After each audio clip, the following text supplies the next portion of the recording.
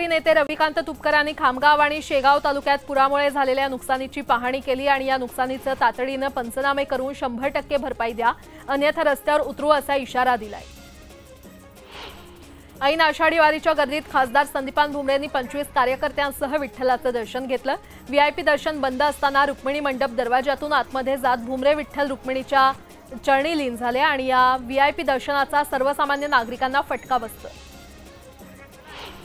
संदीपान भुमरे यांच्या कार्यकर्त्यांच्या व्हीआयपी दर्शनावरून मोठा वाद सुरू झालेला आहे। या प्रकरणी भुमरे यांनी घुमजाव करत माझ्यासोबत कार्यकर्ते नसून वारकरी होते असा दावा केलाय। मी स्वतः दर्शन रांगेतूनच दर्शन घेतलंय, त्यामुळे वारकऱ्यांना त्रास झाला नाही असाही दावा त्यांनी केला। मनोज जरांगे पाटलांच्या उपस्थितीमध्ये उद्या बीडमध्ये शांतता रॅली निघणार आहे। बीड शहरातील डॉक्टर बाबासाहेब आंबेडकर पुतळ्याला अभिवादन करून सकाळी 11 वाजता रॅलीला सुरुवात होणार आहे। रॅलीची तयारी अंतिम टप्प्यात आली असून मराठा समन्वयकांनी पार्किंग, ॲम्ब्युलन्स, नाश्ता, पाण्याची व्यवस्था केली आहे। उद्या बीडमध्ये जरांगेंच्या उपस्थितीमध्ये होणाऱ्या शांतता रॅलीसाठी तगडा पोलीस बंदोबस्त तैनात करण्यात आलेला आहे। 250 पोलीस अधिकारी कर्मचारी तैनात करण्यात आलेत। अप्पर पोलीस अधीक्षक सचिन पांडकर यांनी अधिकाऱ्यांना सूचना दिल्या। शांतता रॅलीच्या अनुषंगाने बीडमध्ये होणारी गर्दी लक्षात घेता बीडमधील सर्व शाळांना 1 दिवसाची सुट्टी जाहीर करण्यात आली आहे। या संदर्भात शिक्षण अधिकाऱ्यांनी पत्र काढून प्राचार्य आणि मुख्याध्यापकांना सूचना केल्या।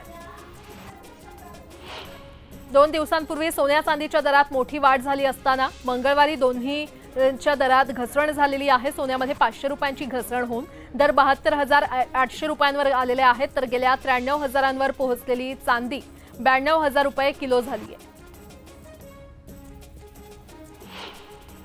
सोलापुरातील निळे वस्ती ते अरविंद धाम हा डांबरीकरण केलेला रस्ता ड्रेनेज लाईन टाकण्यासाठी खोदण्यात आला, मात्र 6 महिन्यांपासून हा रस्ता दुरुस्त करण्यात आलेला नाही।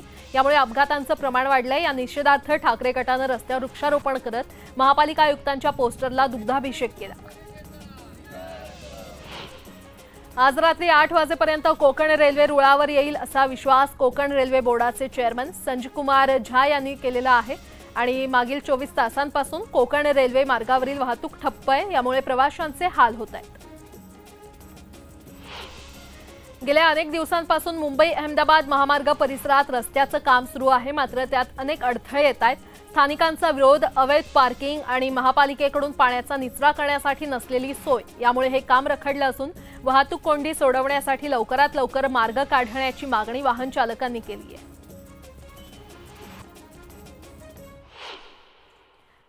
नाशिकमधून एक मोठी बातमी येते। निम्या नाशिक शहरात खरं तर उद्या पाणी पुरवठा बंद असणार आहे। मुकणे धरणाहून ज्या भागात पाणी पुरवठा होतो उद्या त्या भागातील हा पाणी पुरवठा बंद असणार आहे। जलवाहिनी दुरुस्तीच्या कामासाठी उद्या पाणी पुरवठा बंद ठेवण्यात येणार आहे। नाशिकमधील पाथर्डी, नवीन नाशिक, अशोका मार्ग, राजीव नगर, वडनेर, राणेनगर आणि चेतनानगर या भागामध्ये उद्या पाणीबाणी असणार आहे। नाशिकरांनो, या बातमीकडे लक्ष द्या। निम्म्या शहरात उद्या पाणी पुरवठा बंद राहणार आहे। जलवाहिनी दुरुस्ती कामामुळे हा पाणी पुरवठा बंद ठेवण्यात येणार आहे। पुन्हा एकदा बातम्या पाहूयात वेगवान स्वरूपात। इंदापुरात संत तुकाराम महाराजांच्या पालखीचा रिंगण सोहळा पार पडला। रिंगण सोहळ्यामध्ये वारकऱ्यांची प्रचंड गर्दी पाहायला मिळाली। तुळशी वृंदावन घेतलेल्या महिला, हातात झेंडा घेतलेले वारकरी आणि मुखात विठू नामाचा गजर करत वारकरी दंग झाले होते। संतश्रेष्ठ तुकाराम महाराजांच्या पालखी सोहळ्यात माजी मंत्री हर्षवर्धन पाटील सहभागी झाले होते। यावेळी त्यांच्या हाती टाळ, कपाळी चंदन आणि बुक्क्याचा टिळा दिसून आला। संत गजानन महाराजांच्या पालखीचं सोलापुरात आगमन झालंय। सोलापूर प्रशासनाकडून गुलाबाच्या पायघड्या घालून पालखीचं स्वागत करण्यात आलं। आता 2 दिवस पालखीचा मुक्काम सोलापुरात असणार आहे। पंढरपूरकडे जाणाऱ्या महिलांच्या दिंडीचं बीडच्या पांगुळ गव्हाण गावात जोरदार स्वागत करण्यात आलं। अहमदनगरच्या नेवासा येथून दुर्गनाथ आषाढी ही महिलांची पायी दिंडी पंढरपूरकडे निघालेली आहे। पाथर्डी तालुक्यातील आदर्श गाव म्हणून ओळख असलेल्या लोहसर येथील जागृत श्री काळभैरवनाथ देवस्थान आयोजित पायी दिंडी सोहळ्याचं पंढरपूरकडे प्रस्थान ठेवलंय। 300 वारकऱ्यांची ही दिंडी आदर्श दिंडी म्हणून परिचित आहे। या दिंडीमध्ये सकाळी महाराष्ट्र गीत तर संध्याकाळी राष्ट्रगीत गायलं जातं। बारामती तालुक्यातील पिंपळी येथे संत सोपान काका महाराज यांच्या पालखीला मेंढ्यांचं रिंगण पार पडलं। बारामतीतील मुक्काम आटपून पालखी सोहळा इंदापूरच्या दिशेने जात असताना पालखीला मेंढ्यांचं रिंगण घालण्याची परंपरा आहे। हे रिंगण पाहण्यासाठी भाविकांनी गर्दी केली होती। आशा वर्कर आणि गटप्रवर्तकांच्या मागण्यांसाठी आज सीटू कामगार संघटनेने नांदेड जिल्हा परिषदेवर मोर्चा काढला। आशा वर्कर आणि गट सरकारी कर्मचाऱ्यांचा दर्जा द्यावा, अन्य सरकारी कर्मचाऱ्यांप्रमाणे सोयी सवलती द्याव्यात, थकीत वेतन आणि मानधन देण्यात यावं अशा मागण्या यावेळी करण्यात आल्या। लातूरच्या शिरूर अनंतपाळ तालुक्यातील शेत शिवारात रानडुक्कर आणि हरणांनी उच्छाद मांडलाय। यामुळे पिकांचं अतोनात नुकसान झालंय। संतप्त शेतकऱ्यांनी लातूर उदगीर महामार्गावर वन विभागाविरोधात तब्बल 3 तास रास्ता रोको आंदोलन केलं। जळगाव जिल्हाधिकारी कार्यालयासमोर शेतकऱ्यांच्या विविध मागण्यांसाठी महाविकास आघाडीने धरणे आंदोलन केलं। कापूस केळीसह दुधाला अनुदान मिळावा, यासह ज्वारीचं खरेदी केंद्र सुरू करावं या प्रमुख मागण्यांसाठी महाविकास आघाडी आक्रमक झाली। मागण्यांबाबत आश्वासन मिळेपर्यंत आंदोलन सुरू राहणार असल्याचा इशारा उन्मेष पाटील यांनी दिला। छत्रपती संभाजीनगर शहरातील क्रांती चौकात अंगणवाडी सेविकांनी निदर्शनं केली आहेत। अंगणवाडी सेविकांना पेन्शन लागू करा, शासकीय कर्मचाऱ्यांचा दर्जा द्या आणि अंगणवाडी सेविकांना नवीन मोबाईल द्या अशा मागण्या यावेळी करण्यात आल्या। बोदवड तालुक्यात झालेल्या मुसळधार पावसाने नदी नाले दुथडी भरून वाहू लागलेले आहेत। निमखेड गावाबाहेर असलेल्या नाल्याला पूर आल्याने गावात जाणारा रस्ता पूर्णपणे पाण्याखाली गेलाय। शेतात देखील पाणी साचल्याने शेतकऱ्यांची चिंता वाढली आहे।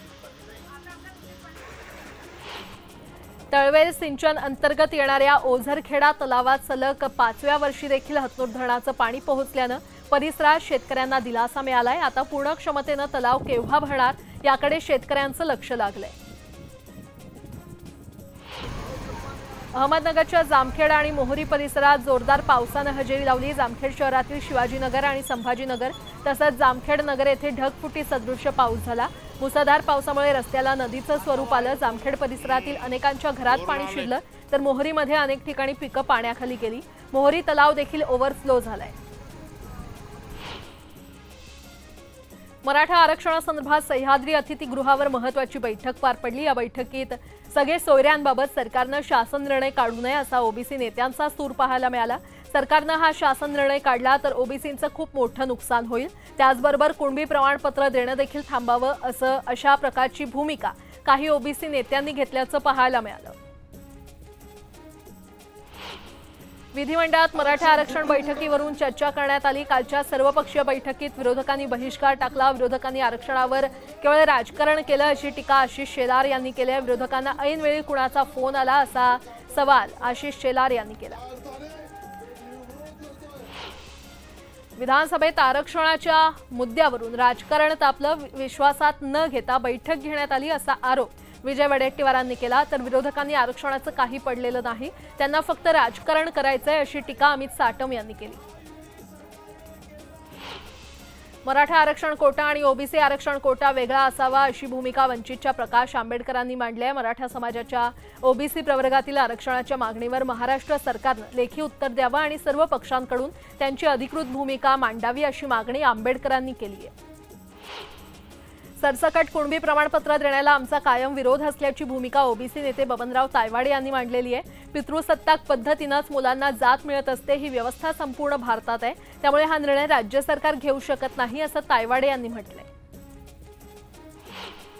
छगन भुजबळांना माझ्या विरोधात सरकारनं उभं केलंय, फडणवीसांनीच भुजबळांना बळ दिलंय असा आरोप जरांगे यांनी केलेला आहे। सत्ताधारी विरोधकांना काहीही गांभीर्य नाही, तुम्ही वाईट वागाल तर मराठे तुम्हाला सत्तेपासून दूर करतील असा इशारा देखील जरांगे यांनी दिलाय। छत्रपती संभाजीनगरमध्ये 13 जुलैला जरांगेंची शांतता रॅली निघणार आहे। रॅलीच्या पार्श्वभूमीवर पोलीस प्रशासन आणि मराठा बांधवांची संयुक्त बैठक पार पडली। बैठकीत पोलीस आयुक्तांनी मराठा बांधवांना सूचना दिल्या। शहरातील काही वाहतुकीत बदल केला जाणार असल्याचं देखील पोलीस आयुक्तांनी सांगितलंय। लातूर दौऱ्यादरम्यान मनोज जरांगेंनी धनगर समाजाच्या उपोषणस्थळी भेट दिली। आंदोलनकर्त्यांशी संवाद साधत त्यांची विचारपूस केली। धनगर समाजाच्या मागण्या रास्त असून आम्ही धनगर समाजाच्या पाठीमागे उभे आहोत असं आश्वासन जरांगे यांनी दिलं। अनधिकृत बांधकामाची तक्रार केली म्हणून तक्रारदाराच्या घराबाहेर काही महिलांनी गोंधळ घातल्याचा प्रकार डोंबिवलीमध्ये समोर आलाय। या गोंधळाचा सगळा प्रकार सीसीटीव्ही कॅमेऱ्यात कैद झालाय। डोंबिवलीच्या कोपर भागात राहणाऱ्या सुधाकर पावशे यांच्या जागेवर बांधलेली अनधिकृत इमारत लोकायुक्तांच्या आदेशानंतर पाडण्यात आली आणि या कारवाईनंतर हा गोंधळ घालण्यात आला। सलग दुसऱ्या आठवड्यात उल्हासनगर महापालिकेकडून डान्स बार आणि बारवर हतोडा मारण्यात आलाय। शहरातील कॅम्प नंबर 3 आणि 4 भागातील बेकायदेशीर डान्स बार आणि बारवर कारवाई करण्यात आली आहे। त्यामुळे बार मालकांचे धाबे चांगलेच दणाणले।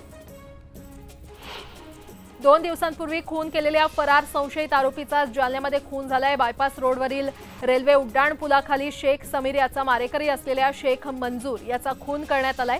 धारदार शस्त्रानं खून करून आरोपी फरार झालेत। पोलिसांकडून तपास सुरू आहे। नाशिक रोडच्या मालधक्का परिसरात 5 वर्षाच्या चिमुडीला सिटी लिंक बसनं धडक दिली। यात या मुलीचा जागीच मृत्यू झालाय। अपघातानं तर संतप्त जमावानं सिटी लिंक बसच्या व्यवस्थापनाला जबाबदार धरत कारवाईची मागणी केली आहे। बस चालक फरार असून तो मद्यधुंद होता असा आरोप मुलीच्या नातेवाईकांनी केलाय। मराठवाड्यातील हिंगोली, नांदेड, परभणीसह संभाजीनगरच्या काही भागात सकाळी भूकंपाचा धक्का बसला। हिंगोलीच्या कळमनुरी तालुक्यातील रामेश्वर तांडा परिसरात 4.5 रिश्टर स्केल भूकंपाची नोंद करण्यात आली। या गावात प्रशासनाचं अजून कोणीही पोहोचलं नसल्यानं नागरिकांनी खंत व्यक्त केली आहे।